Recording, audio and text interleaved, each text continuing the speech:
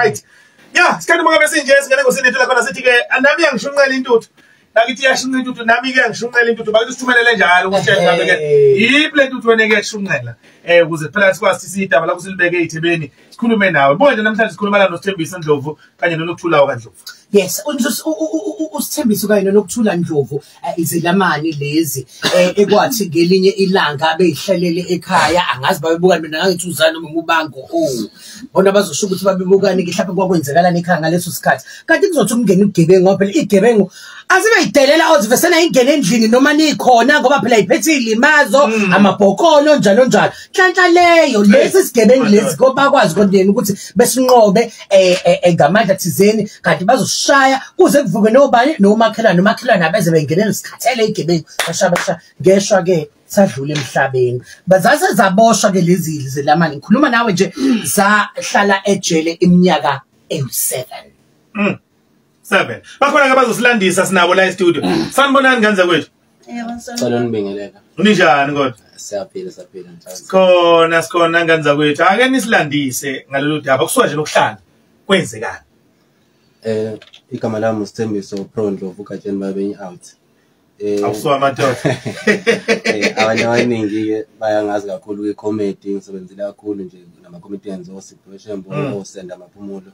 Ngenza ne-comedy nakhona la angiqala ukufika la kule show uyasho ngiyakhumbula ukuthi kade ukhuluma nje off air yes ungakaboshwa yes before ngiboshwe phela la ukhosini beyisekhaya la yeah so kuye kwabe sewenza mhlawumbe ntshatha before ngiqhubeka ngisacela ukudlulisa nje izinto ezimbili okokuqala nje siqale sibonge ukhozi ngoba ukhozi lona lwahamba phambili lafika ekhaya ngesikhathi abameli bethu uMpungose athi nizibekhuluma la bayibona abezwayo ekhaya ukuthi namba abantu abangasineza usizo ngoba unamandla lomsakazo amandla kakhulu siyabonga and then okwesibili engifisa ukudlulisa ntshatha ukuthi sicela ukudlulisa kakhulu ukuxolisa emndenini kaMufi because asifuni ungathi lokho esizokhuluma ngoba mhlambe asinazwelo towards bona but bona ngoba balazi iqiniso bayaqala ukulizwa nje namhlanje okhosini futhi lisahamba phambili namanje nakho ukuthi abalazi side le story sethu bona bazi nje lokho abakwaziyo so siyaxolisa lapho kuzwelana nabo ngoba akuyona into emnandi ukulahlekelwa ilunga lomndeni yes so into eyenzeka ke ntshatha boku 2016 uKhisimusi I then decided ukuthi no ngizoke ngiyiyele ekhaya nje kulo Khisimusi ngingawathatha ama bookings aKhisimusi ngoba i-career yami e-comedy besifike kwi-level impela la khona nami bese ngithuthukile impela sengiphuka ngempela madoda hayi ngize ngibone ukuthi ngikade ngagcina ekhaya ngeke ngiyodlela ngeKhisimusi nomndeni decide ukuhamba ngekhaya mangifika ekhaya ngawo Khisimusi nje ntambama kube khona ke umuntu ongena endini yaseswami yena lo ade ngibushwe naye aqekezeke and then uma ngabe seyolandwa mina angazi ke ukuthi kahlahle ubani wabiza abantu because umuntu wahamba wayolandwa la alandwa khona and then bamshayela khona babuya naye bazomshayela egcikeni ekhaya hayi ukuthi nambamba engena khona ekhaya wahanje wayolanda ukuthi wayazi ukuthi uSimani bani ogqekezile yes babazi ngesigqoko esitholakala endlini ukuthi sasibani ijacket ayitholakala ngasemnyango ukuthi uSimani bani okay so yenzeka lento ukephi wena mntangama sis nangisekhaya phezulu bangena endlini yakho bafike bethatheni mhlambi wathatha kwakunemali esembedeni kwazoba i-DVD i-TV sayifica iphahlazwe phansi wamosha nokudla efridge ngongeke konke ukudla efridge nakukho nihambe ke manje ke alandwe so bamlande bamshayela khona bebebuya bezomshayela egcikeni mina ngangisendlini ila ngiphuma khona mina ngithi ayi ngenikwazi ukuzoshayela umuntu la ekhaya ngibaxoxe bahambe angazi ukuthi bafike bamenzani la bafike bomshayela khona but mina into eyenzeka ngakusasa ke so mina nje ukugcina kwami lapho angazi kwenzakalani because bahamba bomshayela emgaqweni so ngakusasa nje ngabo 10 ekseni sekufika nje inqwaba yamaphoyisa kwangathi nje kuzolanda isigebengu So sekufika ke lo munye wabofakazi oyintombi kamufi. Uyafika ufika nje namaphoyisa usethi nanga ilo ukhomba mina and sathuka sonke ekhaya. Hawu mina futhi kube ukuthi nje umuntu phela utshela ukuthi hayi into edlulayo le hayi ngihambe namaphoyisa and endleleni into engangiyithandazela mina ngangithandazela ukuthi umfowethu lo engathi angasinda aphile yabo ngangithi mina uyena ozongikhipha kulento ngihambe mangifika police station okay ngilale ila khona engathola khona umyalezo ke wangivula inhliziyo bathi wayesedlulile emhlabeni because ngesikhathi ngithathwe ekhaya kwathiwe usalwele impilo yakhe esibhedlela. So unfortunately ke wadlula kanjalo ila ngabona khona ukuthi hayi ihlubile angena amazindlini serious so yahamba ke indaba ke yaze yafika enkantolo ngokwecala ayikho into eyayilinka mina necala because ngangeyona ingxenye abantu ababeshaya umuntu so kwadingeka ukuthi ke kube khona indlela abakha ngabo bona ufakazi babakhe ubufakazi babo ke uyazi ke South Africa mekhuluma umuntu wesifazane enkantolo manje nje wachiphiza inyembezi useyakholwa so into nje kanjalo bakholwa ke kuthiwa mina ngangena ngasha umuntu endlini ngamthatha ngahamba naye ofisha angikaze ngene nakulo muzi kuthiwa walandwa khona phela futhi bangayithatha njenge kidnapping ngento lokuthi umthathile umuntu ohamba naye endlini sekwelinye icala so nje it became very hard ke nakhona futhi ke enkantolo ke because i-statement ezasizakhiwe zazicindezela thina ke usisi usengena kanjani yena uselandwa nini usethathwa nini ubani wayesethi nangu naye futhi wayekhona okay uyena semfakazi lo ofike akhombe mina othi cha benginosisi mase echaza phela yena enkantolo useyasakhile isitori sakhe ngalendlela ukuthi mina ngangena ngiphethe induku afe ngashaya lo muntu emva kwalokho ngena usisi naye ephethe yakhe induku washaya samshaya nasengahamba naye sasahamba naye isitori sakhe sasesime kanjalo ke wait so uthi ke umphakathi awusangene la akasawubali umphakathi ukuthi indile noba uthunje endile naye wazi obasenkile wazi sekuyithini igora nje anabo abanye mhlawumbe abanye ofakazi noma ama-alibi enu njalo abekho abanye abantu abanibuzi nje ukuthi nina obani mhlawumbe abasesedini le story abazi yonke into cha azange kufinyelele la umphakathi uthini hayi ngabasaba ukophawula I think basaba labantu abashaya mangibheka basaba ukuphumela obani all right so ma seningaphakathi ke jele phela niseliqulu icala nagwetshwa kwenzeka kanjani sagwetshwa ke iminyaka u18 ngo2017 kwakunzima impela ke tjatha yeah so kufika kanjani ukuzwa imatch ikhipha isigwebo nimile lapha eboxini ngicela ukuxoxela isitori esincane tjatha esibhlungu sesingasihleka nje manje ngoba sekudlulile yazi ukuthi ngesikhathi sigwetshwa thina imantshi yakhuluma into ebhlungu kabi thina sathi sesimile eboxini yathi kusukela manje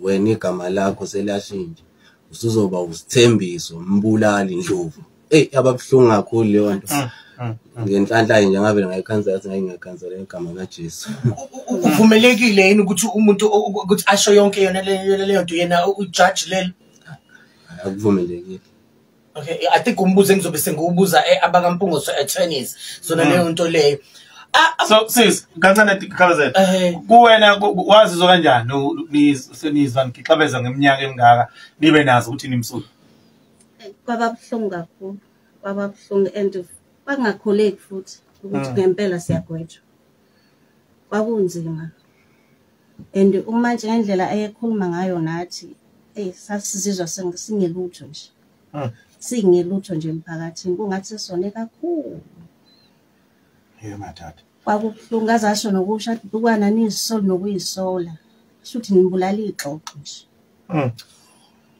umfana lo mangabe senizwa ke kwakokuqala enza into efana njengale noma bevele nje eganga endaweni eyisigebengu kahle ubevele eganga ngoba nakubo lezalwa khona singasho kuboka mawakhe kuboka babakhe bafike basho bathi useyahlupha kwayibona useyabantshontshela igcikini and ngaleso sikhathi babengamazi nokuthi ukhona endaweni nje bakwakuphisimusi betshela ukuthi nje akekho la bezwa ngoba thina sesizo report ukuthi hayibona kusinenkinga kanje sidinga usibani bani. Yebo. Wayeseyasho ugogo ukuthi besingazi nokuthi ukhona la.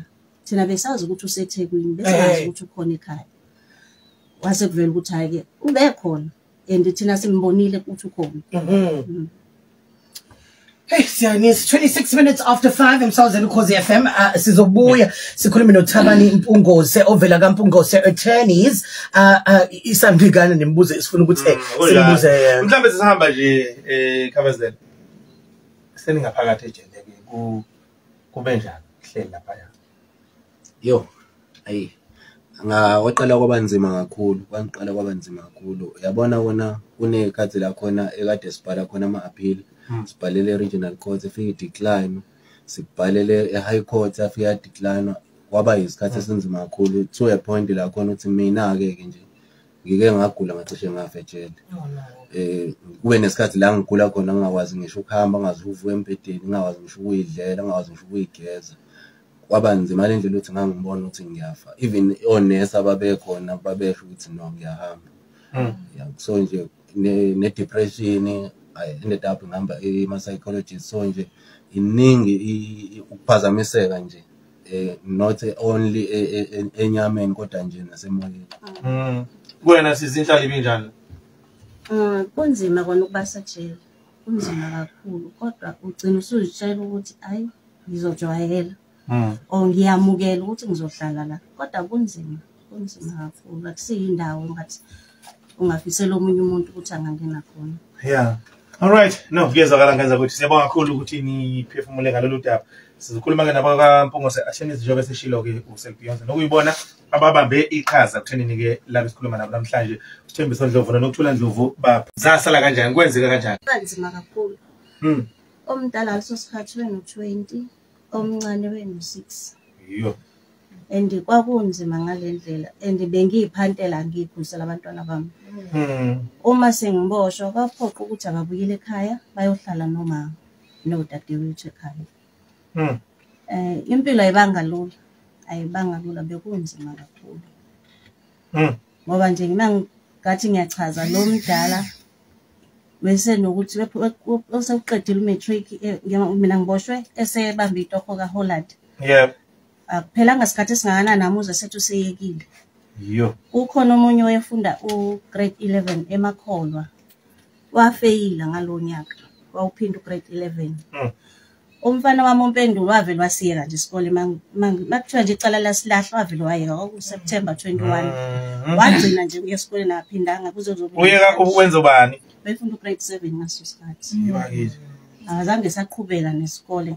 Ngangithi mangithi ngiyafona ngiyabuza athi bengizofunda kanjani ungekho. Ngizoya kanjani esikoleni ungekho wena? Injani impilo yabo manje? Bakuphi manje? Benzani manje?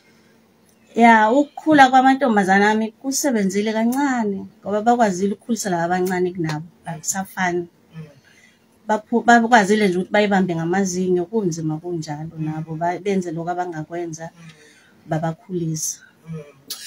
Sithembiso wena ngikhathi yenzeka yonke lento wawenza unyaka wokugcina kwizifundo zakho zobunjiniyela.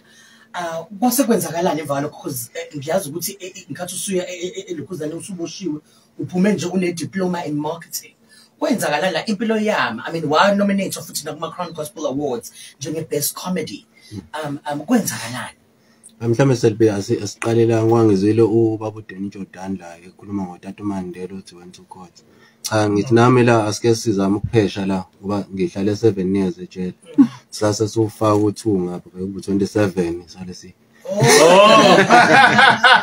27. Hey but yeah I know yeah I was nominated for Gospel Crown Awards in 2015 category best comedy best gospel comedy. And njengoba ngisho eqaleni ukuthi i-career yami ye-comedy ibesihamba kahle kakhulu ngalendlela ukuthi cha bese ngibona ukuthi ngiyaphumelela and ngaleso sikhathi bengenza unyaka wami wokugcina electrical engineering e-DUT. So ngithe mangingena ke ngaphazamiseka ke ngangakwazi ukuqhubeka ngazama ukuqhubeka but kwasho wona ukuthi ngaleso sikhathi ingqondo yami yayingekho right. so nanokuthi ke okunye kwangibamba ukuthi ama practicals lawa asekuwona sesele manje ukuze ngiwenze mase ngiyagraduate ayengekho ngaphakathi. Then ngase ngadecide ukuthi no kunokuthi ngihlale kube ngathi impilo yami imile ngempela ngoba ngisejele angiqhubeke ngenze ezinye izifundo ngase ngibheka into engithanda ngathothi marketing management then ngase ngenza yona ke marketing management ngenhlanhla ke ngiqedile futhi ngizophuma ngiqhubeke. Alright, so nominate noma unominate kuma Crown ngangi nominate uBoshwa no ngonyaka yeah yeah so ukhamba kanjani inhlelweni zakho zomculo njalo kwezamahlaya empeleni ya no ngibe nenhlanhla kakhulu ukuthi ngithe mangiphuma abafethu ngicela ukubonga nje kakhulu ama-comedian ukuthi angisupportile kakhulu Ntjatha even ngiye ngaphakathi kusukela ekuqaleni kwaze wabe manje angisupportile kakhulu namanje ngithe mangiphuma bangamukela ngezandla nje efudumele ngangokuba nje sisenhlelweni nje ukuthi senze ishow yami nje ngizocela nje abantu bangilandele ku Facebook Semsupro Ndlovu bazobona abantu kune-show nje enkulu ezayo yokungamukela nje ngokusizwa yibona abafowethu ngaphakathi bezwe ukuthi usamahlaya kwaphoqa ukuthi bazi ngicela futhi nalapho ngibonga ama-social workers e-Westville Prison ukuyibona nginyazelelo ukuthi ngenze imicimbi ngaphakathi.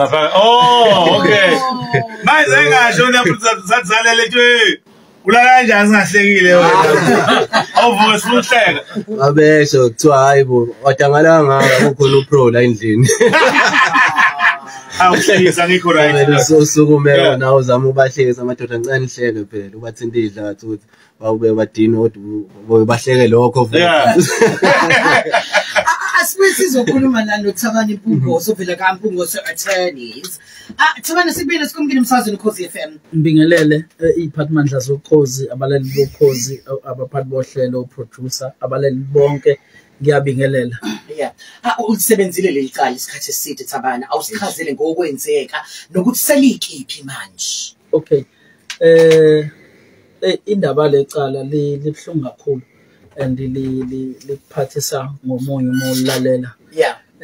Ekakhulukazi mawubuka indlela uSithembiso abezama ngayo empilweni uphazamisekile kakhulu ushayekile nomndeni ushayekile kakhulu mhlambe if uma ngizongena kulona udaba lecala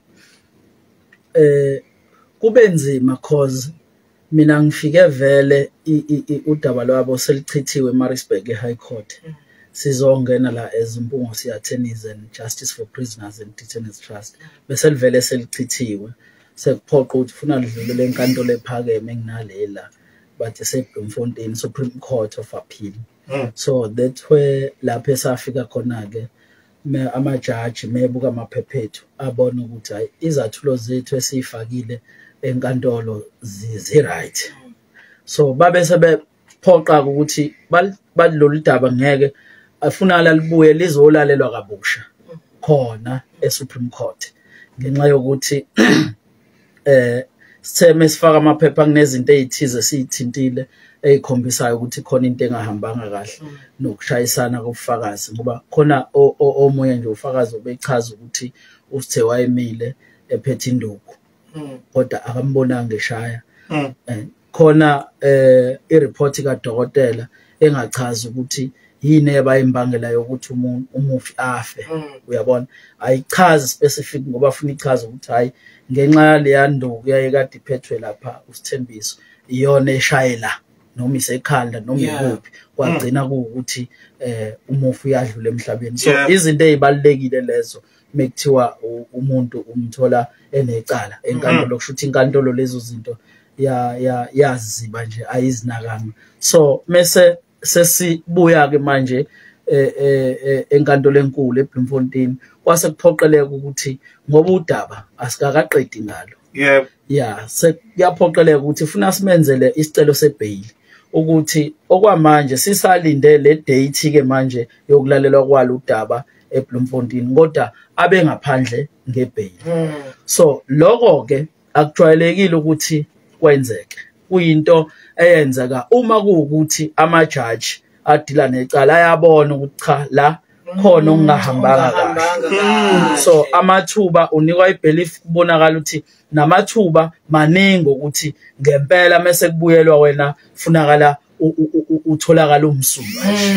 So iyona ke leyo nto esibhekane nayo njengamanje. And mesingena kwicase icase mawuthatha nje mekuthiwa sikhuluma ngeze imali kucosta cishe imali engaphezulu kwa 100,000 moya eBloemfontein. So isimo ke esasekhaya usithe asihle neze ngenxa yokuthi ukuhamba kwakhe nosisi yibona abantu ebebezama ekhaya uyabo. So abalaleli ngifuna lokho bakufaka emqondweni ukuthi bakwazi ukuthi noma ngabe kwenzakalani njengoba manje sila usithe uphumile ejele ngolwesihlanu ngolizolo. Hayi kahle wena bekuyikhethi yokuqala le. How? Manje manje. Yes, so lwesihlanu lwayizolo. So kubalekile ukuthi ngiyaqolisa ukuthi ngisashocked. How? Pinja impilo sonke yokuqala uphumile mfana. Yo, hayi. Yo, kade ngesesontweni. Athi ubezana rakaka. Yeah. So bengisathanda ukuveza ukuthi umuntu ofana noSithe kubalali base South Africa siyacela isupport enkulu ukuthi bamsupport especially bantu abafisa ukumbhuka simamukele ngezandla ezimhlophe uqala ichapter entsha manje akukho right ukuba kulesa simo asuka kusona and kumele ngabe nje right now ubhukelwa ama psychologist abahambe bohlola umqondo ngoba lento yimbi ngoba isuke ingashayi yena uSithe kuphela ngithi umzweli usisi ukuthi ingane encane igcine siyeke isikole until today. So noma ngabe ke kuyenzeka nje umuntu uzithola usubizwa ukuthi hambe enkantolo yoqamba amanga ufuna uthi waqamba ubwazi lento ayishaye lo muntu ombophisayo ihamba ishaya abantu abaningi ijail. So kubalekile ukuthi bafowethu ngicela nje si South Africa sim welcome back. This is a new chapter, City life after prison. Simnika ama bookings. Ngicela uku-add kuloko nje kulelo iphuzu litsintombi ungose bafowethu ngiyanicela nani bawethu nibuka emakhaya nani nilalela. Ningayenzi lento yokufakaza enkantolo nifakaze amanga nibophisa abantu. Ibuhlungu leyanto bafethu, ibuhlungu.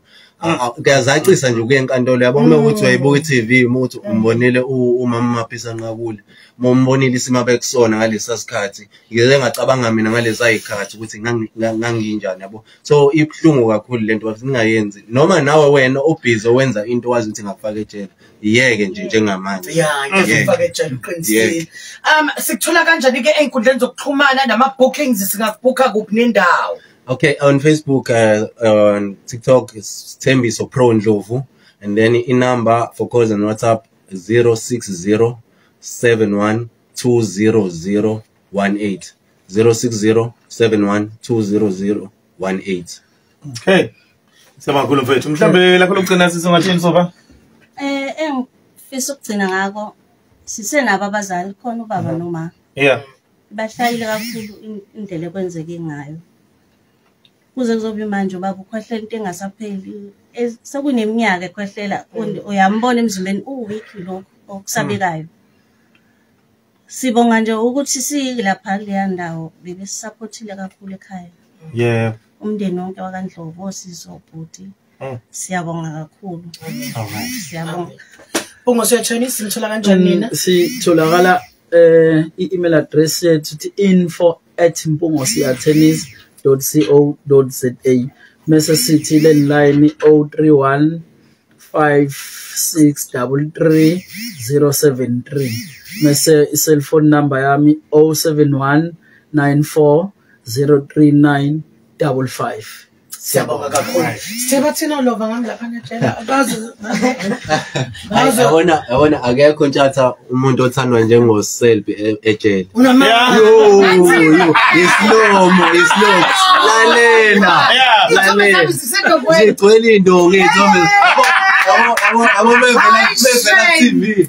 Bacishe balethiwa suku wabo. Theni kuyitu byalo. Lana kuyabanga lapha. Uyabanga kakhulu. Okugcina nje ngicela ukubonga kakhulu nje kulabo sebeqalile bengibhuka. Ngiyabonga kakhulu ngolesihlanu ngisenanda Fellowship Center. Kuzobe kukhona inkonzo ezobe ikhona lapho imina ozobe u-MC. Uxoxa nangempilo yaseJazz. Ngoba impela. Ngizose ama bookings aseqale angena next week umshado. So nje bazongithola nje abafethu siyabonga kakhulu. All right. Thank you for